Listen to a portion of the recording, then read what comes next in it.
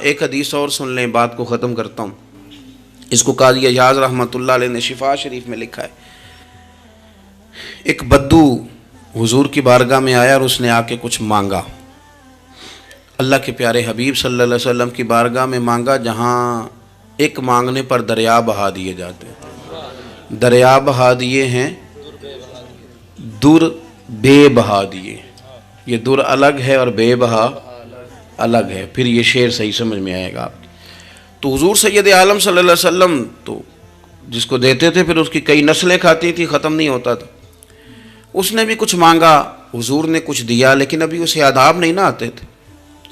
پہلے آداب سکھائیں پھر کسی کو بے ادب کہیں، لیکن بغیر آداب سکھائے لوگوں کو بے ادب کہہ دیتے، یہ انداز ٹھیک نہیں۔ اس نے کچھ مانگا، حضور نے دیا۔ چونکہ آداب نہیں آتے تھے، نہ آشنا تھا، تو کہنے لگا معاذ اللہ ثم معاذ اللہ نقل کفر نہ باشد۔ کہنے لگا میں تو بڑی تعریف سن کے آیا تھا، آپ نے تو کچھ بھی نہیں دیا۔ حضرت عمر فاروق نے تلوار نکال لی، فرمایا اس بے ادب کی گردن اڑاؤں گا۔ حضور نے فرمایا عمر ٹھہر جا ذرا، جلدی نہ کر۔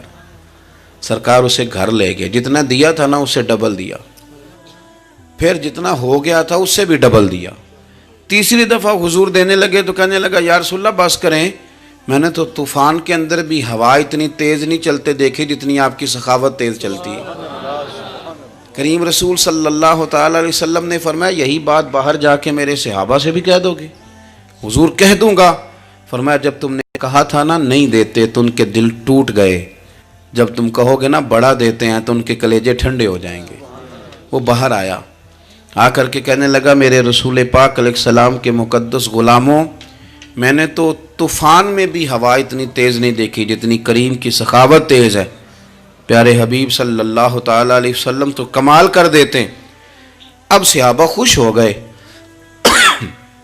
میرے نبی پاک صلی اللہ علیہ وسلم نے ہماری تربیت فرمائی کہ ہم نے کس طرح کا رویہ ایسے لوگوں کے ساتھ اختیار کرنا ہے۔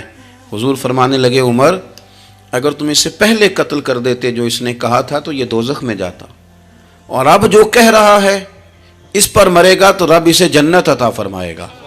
حضور فرمانے لگے عمر میری اور تمہاری یعنی میری اور میری امت کی مثال اس آدمی کی مثال کی طرح جس کی اونٹنی بھاگ گئی تھی، ناک سے نکیل نکل گئی تھی۔ بہت سارے لوگ آئے اسے پکڑنے کے لیے، ہاتھوں میں نیزے تھے، ڈنڈے تھے، تلواریں تھیں، پر وہ کسی کے قابو نہ آئی۔ زخمی ہو گئی پر کسی کے قابو نہ آئی۔ حضور فرماتے ہیں پھر اس کا اپنا مالک آ گیا، اس نے تھوڑا سا چارہ اٹھایا، میری طرف دیکھیے گا جی، چارہ اٹھایا، اونٹ اس نے اس کو تھپکی دی، بغیر کسی کی مدد کے ناک میں نکیل ڈالی، پھر اونٹنی پر سوار ہوا اور کہنے لگا لوگوں تم نے میرے جانور کو بڑی تکلیف دی، اونٹنی میری ہے، اسے سنبھالنے کا طریقہ بھی مجھے ہی آتا ہے۔